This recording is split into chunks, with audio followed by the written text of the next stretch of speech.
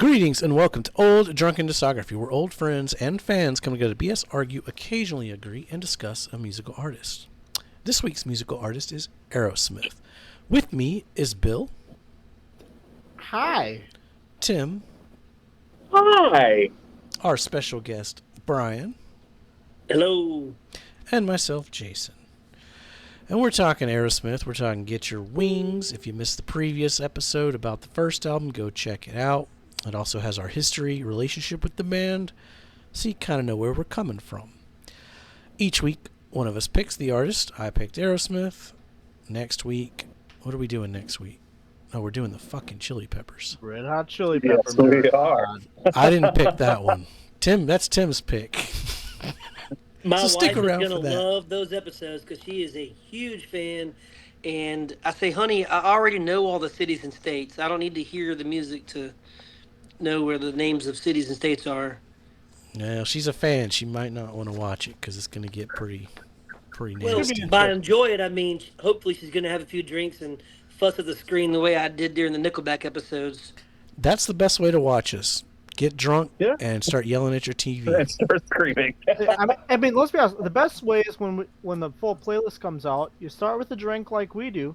You just have a drink every episode. When you get to the last one, everything's clear as mud at that point. We need Yeah. we need to make watched an y'all- ODD drinking game. I watched y'all's entire run of the Foo Fighters after a night out drinking. Came home with my 1 a.m. Whataburger and I just put it on and watched all of them.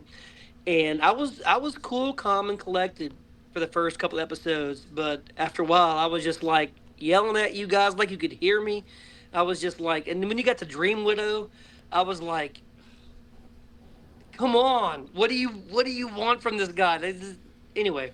It was fun. It was good stuff. Good stuff. Go back and watch those Go episodes. back and watch those. I did. Oh, I did. I just, couldn't help myself, but try to fuss with you guys. During the Foo Fighters was the main one that I was like I was pacing. My Whataburger's on the coffee table, and I'm pacing my living room at 1, 2 in the morning. Arguing with people who can't hear me. Well, hopefully we have fans watching this, and by the time we get to this one, they'll be pacing by the time we get to Night in the Ruts.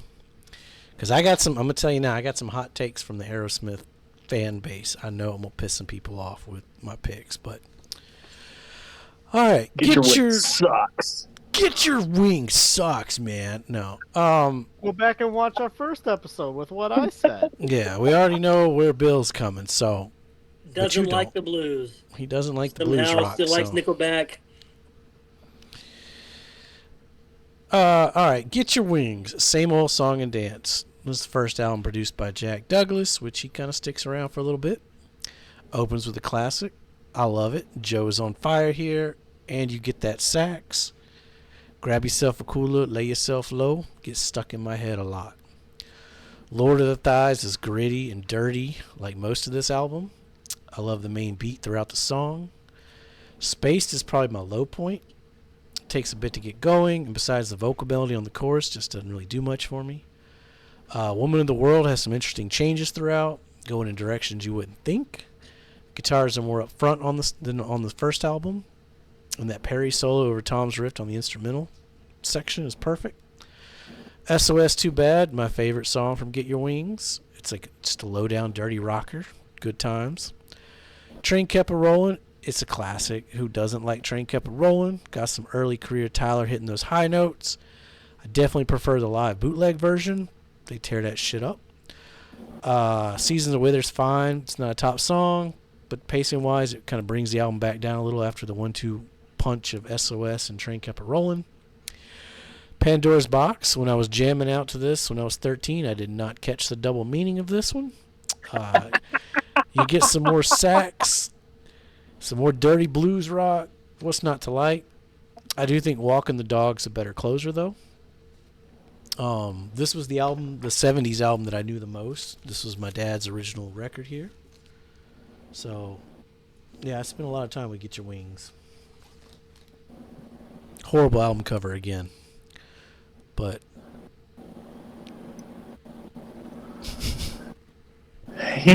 Yeah, a little bit. I like the Batwing logo though. I don't know. I think they regressed on the logo. So do they have their wings, or are they trying to get their wings? They're Because getting. They're in the process of getting their wings. Yeah, I guess you're right. They didn't have the Aerosmith logo yet until you get to probably like a bootleg album or so, or a couple Yeah, I of think those. Live Bootleg was the first one with the wings logo, the real one. I think so, and it kind of continued from there pretty consistently because they had like a run of like live albums and compilations before they ended up with Pump, um, or I'm sorry, with Permanent Vacation. So I think that That's kind of logo kind Columbia of stuck cashing in. in though. Those live classics 1 and 2. That's Yeah, Columbia trying to cash in. yeah, I think you're right. Bootleg 78 is, as far as looking at the Spotify album covers, it looks like that's the first appearance of the modern Aerosmith logo. Which I do want to put this out there before we get moving on this album. Aerosmith's modern logo is probably one of the best in the classic rock, hard rock uh, sphere that I've seen. Like they have a very instantly recognizable, original, very cool logo in my opinion, and with the name of the band written in like that cursive E kind of font. I've always thought they had a really cool logo. All right. What did you think of Get Your Wings musically? Or the album Um, itself? all right, I'll go ahead and jump in. Um, I kind of wanted to start off with SOS Too Bad because again this is before my time, so all of my experience with classic rock, blues rock, and later punk rock was after the fact. Listening to people, their opinions, and kind of going from one band to the next, going back in time. SOS Too Bad sounds kind of like something that a lot of punk bands later on kind of referenced. It almost kind of feels like they were a little ahead of their time there, or maybe punk was already kind of brewing. Um, I'm not 100% sure if punk was more of a British thing that made its way over to the United States, which I kind of think it was, or vice versa. But I Vice feel like versa. It SOS Too absolutely Bad. started in America. Okay, SOS Too Bad just sounds kind of like a progenitor in a way, like to that kind of sound. Like that's what I got from it. Same old song and dance, man. This is where I feel like Aerosmith started. The rubber started meeting the pavement, so to speak. They really started. Okay, we're not just trying to emulate our favorites. We're not trying to sound cool like the Rolling Stones or Led Zeppelin. Just playing the blues and giving their spin to it. I felt like they were kind of a little bit more aggressive. The real hard rock aggression didn't really come until later albums. Um, but this is where I kind of felt like the same old song and dance. Okay, they're taking like a swingy sound, kind of like a happy dancey '50s kind of a sound, but making it kind of gritty, kind of rocking. Lord of the Thighs. I didn't get a lot of innuendo or references from the first album, which I know Steven Tyler has a lot of, love and innuendo based lyrics later on. And I feel like Lord of the Thighs was kind of like, for me, like the first in your face, love gun type uh, innuendo based lyric song. Didn't really care for Space or Woman of the World. Uh, Train Kept a Rolling. I first heard this on an Aerosmith VHS tape. I can't remember what it's called, but it was like a 2 hour film of like their touring and their albums. Um, the cover of it was red like the uh, Greatest Hits Volume 1 album, I believe, and I can't remember the name of it for the life of me, but I played that thing until it wore thin and the tape actually broke inside, and I had to try to glue it back together to the reel so I could keep on watching it on VHS. And then going back years later and hearing it on this album, uh, love Train Kept Rolling. I feel like they just kind of took that first album and kept that blues rock, but like just really kind of added this rhythm section to it that kind of became more of a staple for them later on. Seasons of Wither and Pandora's Box, they were kind of mid for me.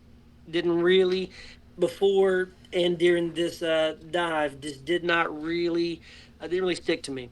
But same old song and dance, Lord of the Thighs, and SOS, Train Kept a Rolling. Those four tracks, that's enough to keep me getting this album and putting it back on and listening to it the whole way through. I don't feel like the other tracks, uh, the other four tracks, really could stand on their own without those other four.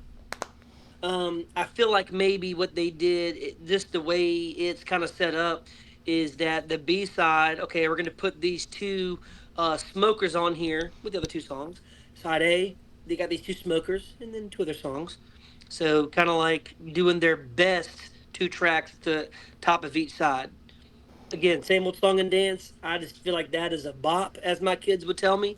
All right, it slaps, as they say, but it feels to me like any rock band that wants to cover it could have success with it because it's a good, fun, feel good song. It's got a rock and groove to it, and I feel that same way about Train Kept a Rolling. It just keeps giving you what you want, giving you what you expect. And again, to reiterate, SOS Too Bad. I just feel like there's some punk rock there that these are not punk kids from Boston, but they are definitely in my opinion kind of a little ahead of the time there. Which Train Kept a Rolling's a cover song too. Who's that by originally? Um, Well, it's originally a blues song, but the version they're covering is the Yardbirds version. yeah. Oh, really? Tiny Okay. Bradshaw, I think, was the original. Yeah, it's like it goes back to like the 50s, but Yeah. yeah, they're covering the Yardbirds. Okay. I like some Yardbirds. I like some Eric Clapton. I have Well, not I heard. think this would have been from the Jeff Beck years. Okay. I mean, they do like it's a damn good song. Like I love me some Train Kept a Rolling. Yeah. Mm-hmm. That was a good selection too, because I mean, when you're at this point in the 70s, if you've got a record label and you've got management, you've got support, and you like, oh, you get the option. Okay, well, do we want to put a cover on here? What do we all like? What are we all influenced by? What would be a good match to the album? It kind of makes sense then, because it fits the album. It fits where they are as far as moving on from their initial release. So hey, knowing that it's a cover now, I feel like it was a good choice. All right, Tim. I'm curious because I know your notes is gonna say what song is. Go watch our first video. Well, the song I was referring to in the first video is Train Kept a Rollin'. Oh my god. They play it You live got though. Steve Hunter and Dick Wagner playing the guitars on that one. And then Dick Wagner also plays the solo on Same Old Song and Dance. Really? Yeah. So yeah, starting with Same Old Song and Dance, it's a good opener. Like that's a pretty good song. It's classic Aerosmith. I don't think it's I'm not going to say top song contender. I don't think out of the million singles they've had, it's like top level, but it's pretty solid. Lord of the Thighs, however, that's a jam. Wow. Okay. Yeah. Now we're getting going. But we're not, because then it's spaced, and it's kind of it's an okay song. It's there. Woman of the World, I thought was pretty good. That was a tasty little jam that like carries right into SOS Too Bad, which I'm gonna have to go back and listen for those proto punk influences. But my notes say it's okay. Like it's not the highlight for me here. Train Kept a Rolling, yes, does not have Brad Whitford or Joe Perry on it. For whatever reason, they felt they couldn't quite get them correct in the studio. And then you'll notice that like half of it sounds live, where because the band wanted to include a live version with Whitford and Perry because they smoke it live. But The whole thing's actually a studio, and that audience is phoned in. That's not a real audience on the track. Seasons of Wither, it's a ballad. It's, track 3 on the B side. It's pretty buried. I think it's pretty good. Like, for what it is, that's a really good song. I liked that one a lot. And then Pandora's Box was just kind of there. Kind of a weak closer, I felt. And but overall, like, we've got a really good continuation of what we've started on the first album. We have, you can tell we're getting a little more proficient with songwriting and performances. We're introducing horns, so there's a little bit of production value going on. Yeah, you said Jack Douglas was the producer, but if you look, Bob Ezrin's actually credited as an executive producer. So this had some weight behind it. What were they on? They were on Columbia. Okay. Yeah, they were on Columbia at this point.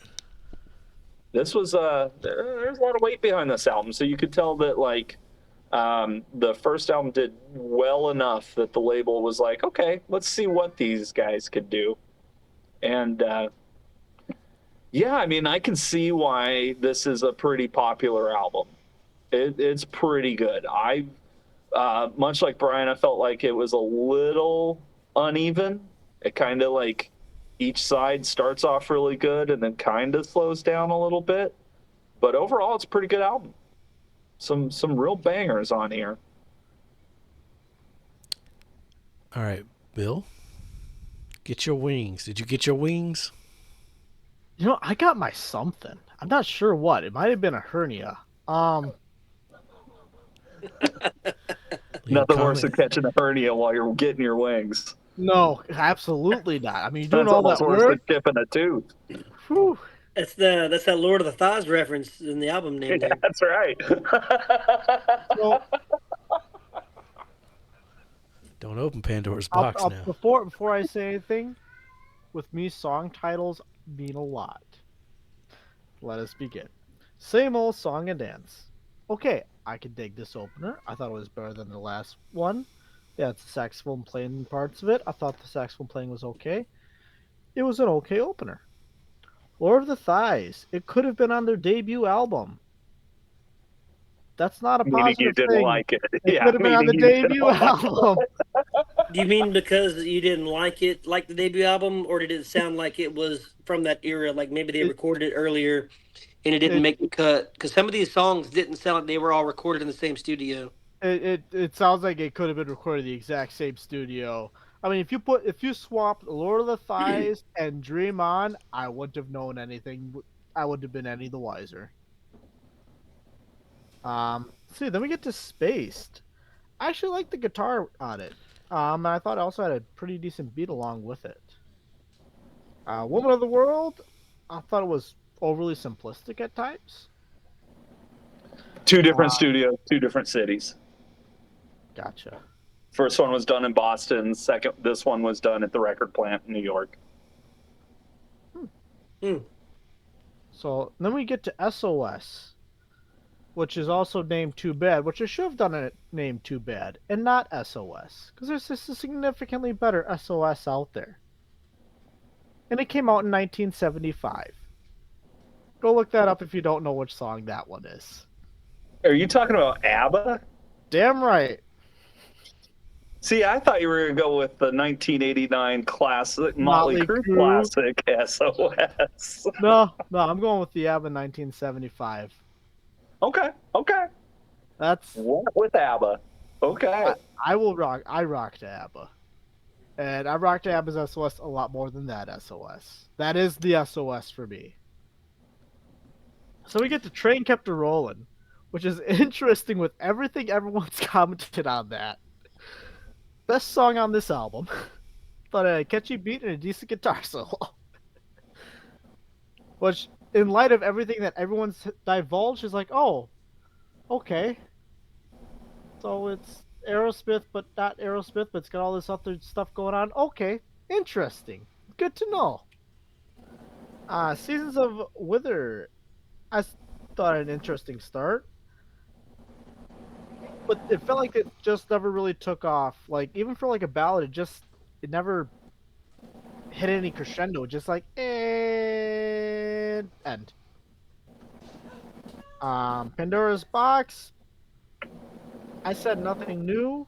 I thought it was an okay ending. I thought it was overly simplistic as well at times. Obviously, you got the lyrical meaning, but from an instrumental perspective, I didn't feel like there was a lot going on. So we're going to rank it now. Can you guys still hear Pumpkin? He is literally 2 rooms away. Yeah. He is so loud. Sounds like you're running a kiddie camp over there to, like, convert them or something. Convert to what? Yeah, I was Well, thinking the same thing. Oh, he just things I can't say on the YouTube. So just like conversion camps and kiddies and make them not any. Okay, track. yeah. I don't Preach know. it out of them. Yeah. Change your ways, boy. This is the time of our show where we ask you to please share us with all your friends because YouTube does not like us. The algorithm, we say a lot of things that YouTube doesn't really like, so they don't promote us as well as they should. So help us out, like and subscribe, share with your friends. All right, this was my pick. I don't want to guess first, even though this is a pretty easy one, I would think. But Tim's going to guess first. Okay. Well, so based on what everybody said, I think Jason's going to move it to number 1. Correct. I think Bill's going to keep it at number 2. That is incorrect. Okay. Bill's moving up to number 1. Pins and needles. Yeah. That was splitting some hairs. I got a reason why. I was kind of on the fence with you there too, Tim. I kind of see. Yeah. And Bill was like the big question mark there. So I think both Brian and Tim are going to move it up to number 1 as well. Correct. All right. No hot takes yet. Or was it a hot take? No, I know the fan base. The songs that were good were just better. I mean, they're both good albums. They're both good 70s rock. They're both good blues rock albums. But the songs that were better, the good songs on Get Your Wings were just better. My final notes just say I like the darker, grittier feel of Wings over the self-titled. Like this one the production sounds more like a blues rock band that you'd see at the local dive bar, whereas the first album wasn't quite there yet. So yeah, the first album was more like, hey, we all know the blues. Our dad played us records. We grew up listening to the blues. Led Zeppelin and the Rolling Stones are out, and we're kind of playing blues in that kind of way. But Get Your Wings was like, okay, somebody in the band's listening to Sabbath or something. Like, okay, we want to rock. Was that Sabbath out already? Sabbath was like 70, right? Yeah.